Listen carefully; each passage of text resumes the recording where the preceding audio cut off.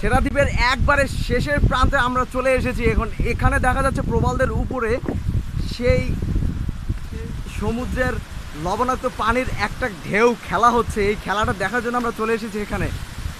ও কি অসাধারণ একটি দৃশ্য!